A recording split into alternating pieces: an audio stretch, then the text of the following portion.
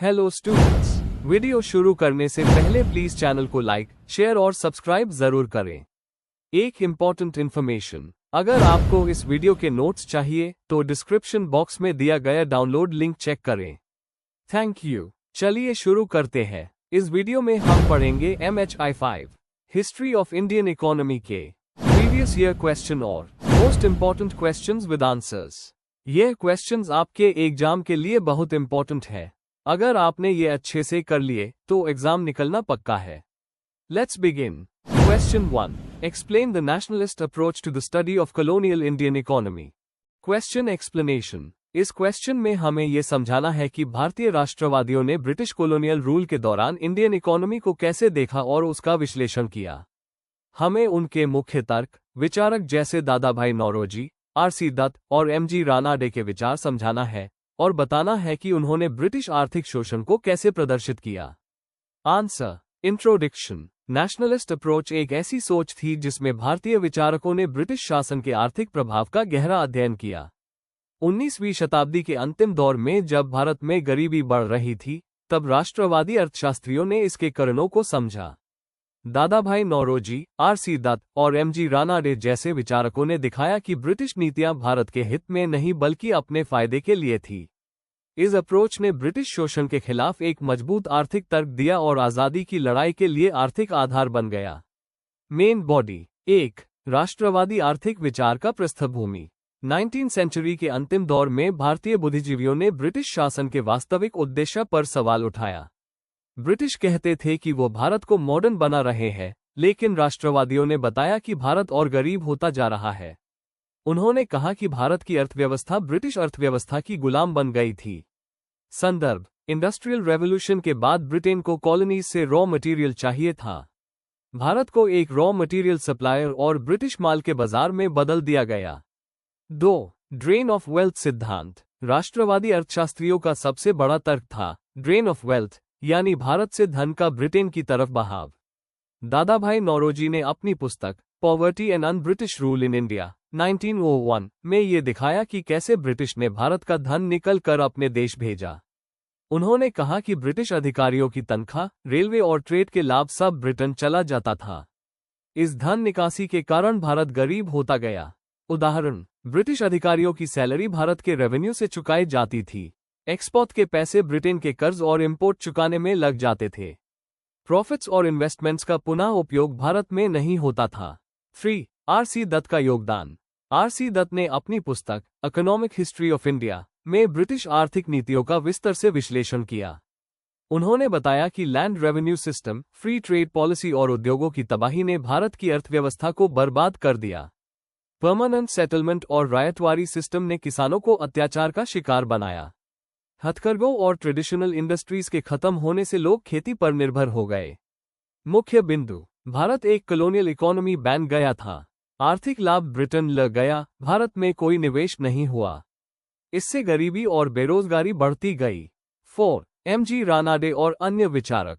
MG Ranade ने भारत में औद्योगिक विकास और राज्य सहायता पर जोर दिया।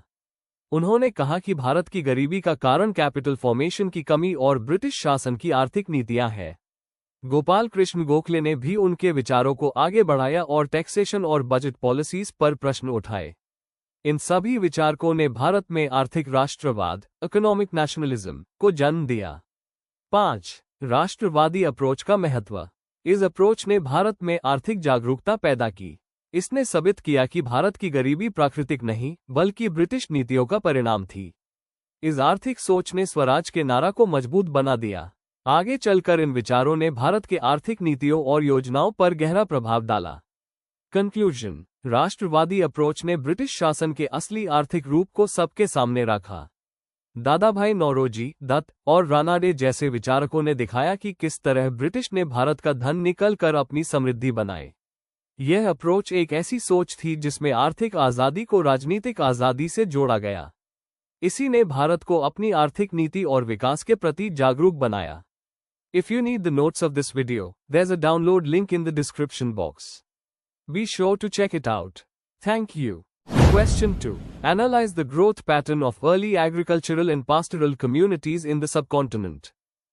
Question explanation. इस क्वेश्चन में हमें बताना है कि भारत के प्राचीन दौर में खेती और पशुपालन का विकास कैसे हुआ। हमें ये समझाना है कि लोग शिकार और संग्रहण से खेती बड़ी और पशुपालन की तरफ कैसे बढ़े, और इस बदलाव ने समाज और अर्थव्यवस्था को कैसे बदला।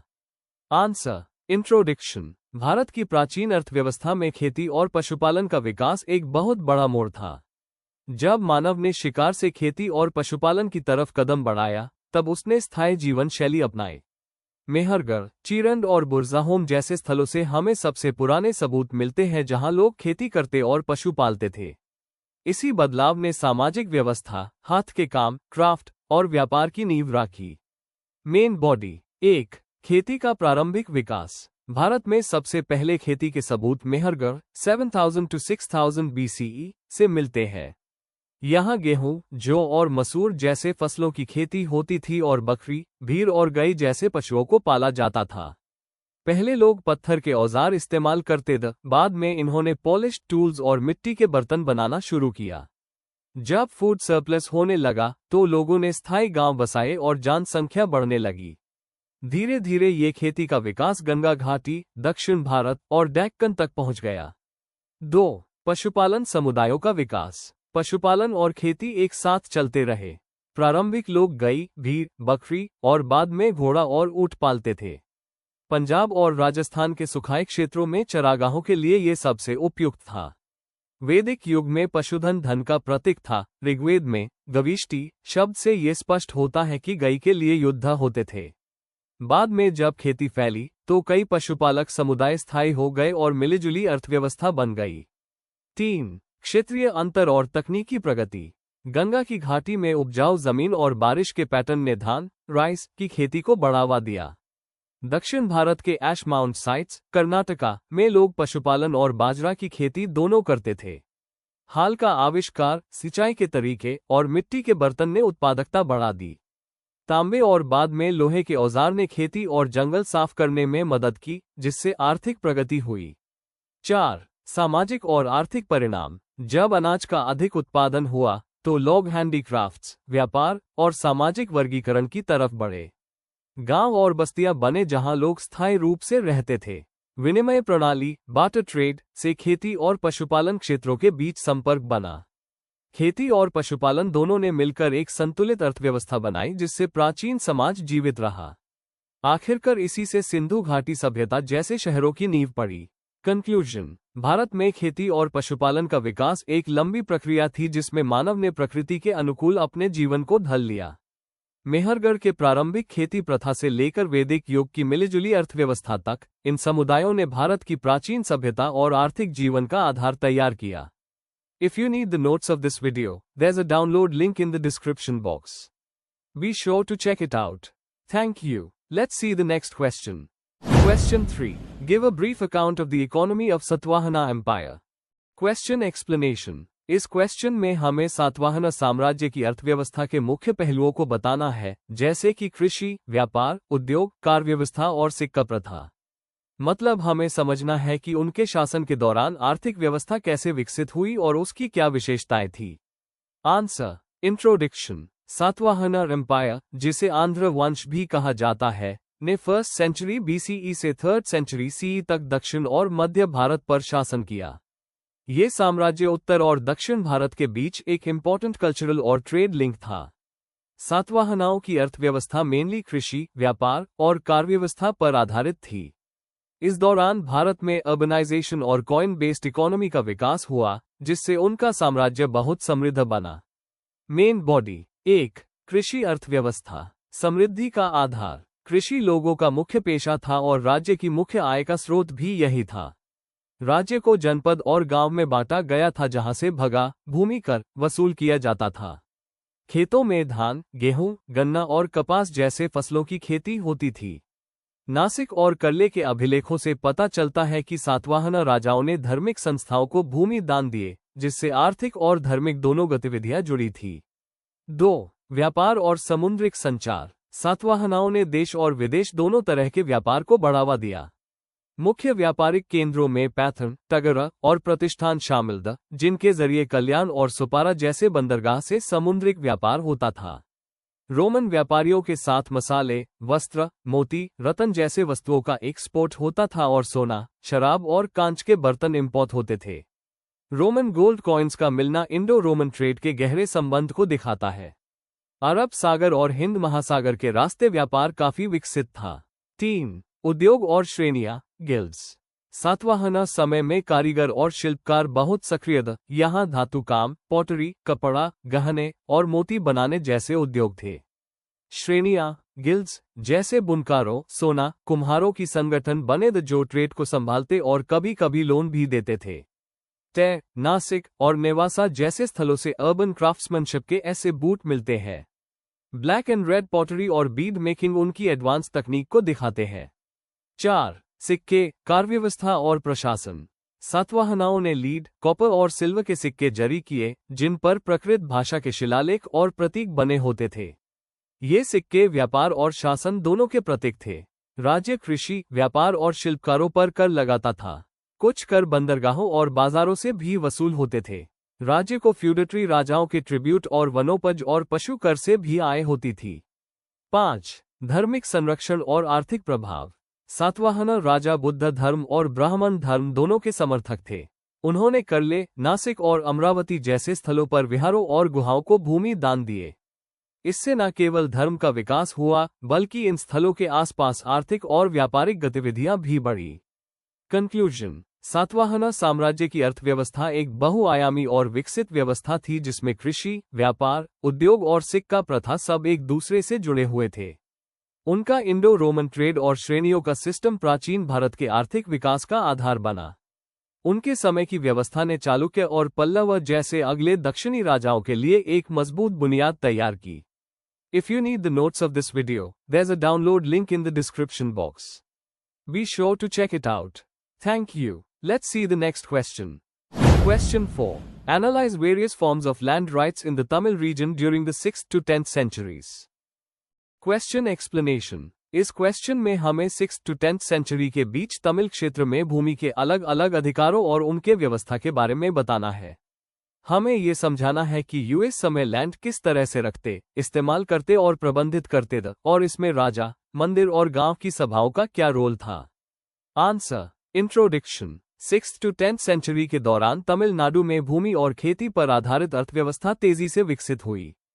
इस समय पल्लव, पंड्या और प्रारंभिक चोला जैसे राजवंशन ने लैंड सिस्टम को मजबूत बनाया। भूमि सिर्फ धन का स्रोत नहीं थी बल्कि सामाजिक सम्मान और धार्मिक दान का भी प्रतीक थी। इस दौर में ब्राह्मण, मंदिर और गांव की सभाओं ने भूमि के प्रबंधन में महत्वपूर्ण भूमिका निभाई। इन भूमि के अधिकारों को समझना यूएस युग के सामाजिक आर्थिक जीवन को समझने के लिए जरूरी है। Main body. 1. भूमि के प्रमुख प्रकार और अधिकार। तमिल क्षेत्र में लैंड राइट्स बहुत विविध और बहुस्तरीय थे। कुछ मुख्य प्रकार ये थे। वेलमवगाय, ऐसे खेत जहां आम किसान, वेल्लालर, खेती करते थे। ब्रह्मदेया, राजा के द्वारा ब्राह्मणों को दिए गए कर मुक्त भूमि दान। देवदाना, मंदिरों को दिए गए भूमि दान जिसका उपयोग धार्मिक क्रियाओं के लिए होता था। पालिकचंडम, जैन मठों या संस्थाओं को दिए गए भूमि दान। इन सभी प्रकार के दानों से आर्थिक के साथ साथ धार्मिक उद्देश्य भी पूरे होते थे। 2. राजा और राज्य का भूमिका। राजा को अंतिम भूमि मालिक माना जाता था और उसके पास दान देने, वापस लेने या बदलने का अधिकार होता था। राजा अपने विश्वास पत्र लोगों, ब्राह्मणों या मंदिरों को भूमि दान करता था। पल्लव और चोला समय के शिलालेख इस बात का प्रमाण है कि राजा लिखित प्रमाण पत्र, कॉपर प्लेट्स, के माध्यम से दान देता था। ये दान आर्थिक और धार्मिक दोनों रूप में समाज के लिए महत्वपूर्ण थे। 3. गांव की सभा और स्थानीय संस्थाएं। गांव सभा और सभा, ब्राह्मण सभा, ने भूमि के कर, सिंचाई और विवादों का प्रबंधन किया। नाडु, जो कई गांवों का समूह था, उनमें संगठन और व्यवस्था बनाए रखता था। इन सभाओं के पास भूमि के लेदे और मैप तोल का रिकॉर्ड होता था। कई जगहों पर भूमि विरासत में मिलती थी, लेकिन ट्रांसफर के लिए सभा की अनुमति जरूरी होती थी। 4. मंदिरों और धार्मिक संस्थाओं का प्रभाव। 6th to 10th सेंचुरी के दौरान मंदिर सबसे बड़े लैंडहोल्डर्स बन गए। देवदाना भूमि पर टेनेंट किसान खेती करते थे और उसका अंश मंदिर के लिए जाता था। मंदिर प्रबंधक सिंचाई और खेती को प्रभावित करते थे, जिससे अर्थव्यवस्था मजबूत बनी। इस तरह एक मंदिर केंद्रित आर्थिक व्यवस्था बनी जिसमें धर्म और अर्थ दोनों जुड़ गए। 5. टेनेंसी और कर व्यवस्था। इस युग में किसान, शेयरक्रॉपर्स और मजदूर सभी भूमि से जुड़े हुए थे। भूमि का कर, रेवेन्यू, अनाज या नकद रूप में लिया जाता था।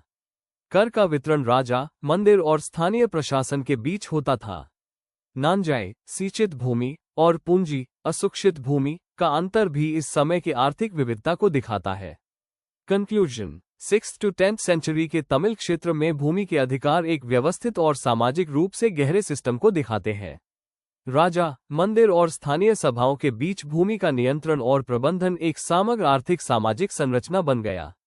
भूमि ने जीविका के साथ साथ सामाजिक स्थिति और राजनीतिक प्रभाव भी दिया। ये सिस्टम आगे चलकर चोला राजवंश के प्रशासनिक मॉडल का आधार बना। If you need the notes of this video, there's a download link in the description box.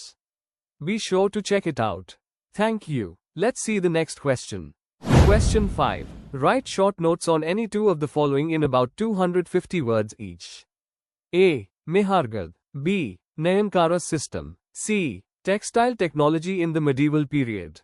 D. Chiefdoms. Question explanation. इस क्वेश्चन में हमें दिए गए 4 टॉपिक्स में से किसी 2 पर शॉर्ट नोट्स लिखने हैं।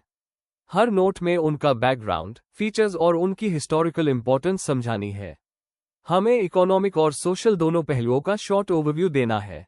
Answer. Introduction. Mehrgarh, Nayankara system, textile technology और चीफडम्स, ये सब भारत के आर्थिक और सामाजिक विकास के अलग अलग दौर को दिखाते हैं। इन टॉपिक्स के जरिए हमें समझ में आता है कि भारत का आर्थिक विकास कैसे प्राचीन युग से मध्यकालीन युग तक हुआ। ये सब टॉपिक्स इंडियन इकोनॉमिक हिस्ट्री के इवोल्यूशन को रिप्रेजेंट करते हैं। Main body. ए. मेहरगढ़। 1. प्रारंभिक कृषि बस्ती। मेहरगढ़ आज के बलूचिस्तान, पाकिस्तान में स्थित है और ये साउथ एशिया का सबसे पुराना कृषि केंद्र माना जाता है। ये लगभग 7000 BCE का है, जब इंसान शिकार से खेती और पशुपालन की तरफ बढ़ रहा था। 2. अर्थव्यवस्था और हस्तकला। लोग यहाँ गेहूं और गेहूं और बकरी, भीड़ और गाय पालते थे।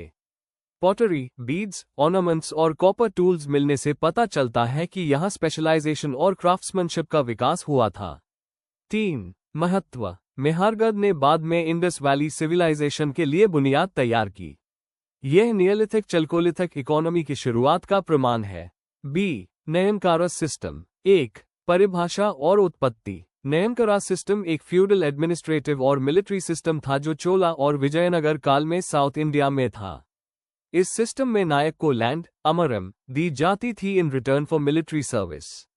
2. आर्थिक और राजनीतिक भूमिका। नायक अपने एरिया के लोगों से रेवेन्यू कलेक्ट करते थे और लॉ एंड ऑर्डर मेंटेन करते थे। उन्हें छोटी सेना बनानी होती थी जो राजा के लिए लड़ सके। इस सिस्टम ने बड़े साम्राज्यों को डिसेंट्रलाइज करने में मदद की।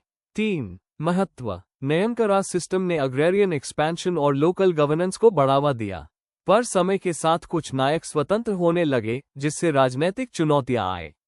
सी. Textile technology in the medieval period, alternative topic. 1. Overview. मध्यकालीन भारत अपने कपड़ा उत्पादन के लिए दुनिया भर में मशहूर था, खासकर कॉटन, सिल्क और मुस्लिन के लिए। गुजरात, बंगाल और कोरोमंडल कोस्ट बड़े टेक्सटाइल सेंटर्स थे। 2. टेक्निक और व्यापार। ब्लॉक प्रिंटिंग, डाइंग और एम्ब्रॉयडरी जैसे टेक्निक्स पॉपुलर थी। इंडियन कपड़े वेस्ट एशिया, अफ्रीका और यूरोप तक एक्सपोर्ट होते थे। 3. महत्व। टेक्सटाइल इंडस्ट्री ने देश की अर्थव्यवस्था में बड़ा योगदान दिया और लोगों के लिए रोजगार का जरिया बन गई। डी. Chiefdoms, alternative topic. 1. अर्थ और स्वरूप। चीफडम्स ट्राइबल और स्टेट सोसाइटीज के बीच का ट्रांजिशनल फेज थे। यहाँ पर हेरेडिटरी चीफ्स होते थे जो लैंड और लोगों पर कंट्रोल रखते थे। 2. सामाजिक और आर्थिक विशेषता। चीफ्स लोगों से टैक्स या ट्रिब्यूट लेते थे और सामाजिक व्यवस्था को मेंटेन करते थे। ये समाज थोड़ा हायरार्किकल था पर फॉर्मल ब्यूरोक्रेसी नहीं थी। 3. उदाहरण। वैदिक समय और साउथ इंडिया में प्रारंभिक राज्य बनने से पहले चीफडम्स काफी कॉमन थे। कंक्लूजन। मेहरगढ़ जैसे प्रारंभिक बस्ते और नयनकारा जैसे फ्यूडल सिस्टम ने भारत के आर्थिक इतिहास में अपना अलग योगदान दिया। इनसे हम समझते हैं कि भारत का समाज और अर्थव्यवस्था कैसे युगों के साथ बदलते गए। Before we end, please like, share and subscribe the channel for more such study materials and one important information अगर आपको notes चाहिए तो description box में download link दिया हुआ है जरूर चेक करें। Thank you।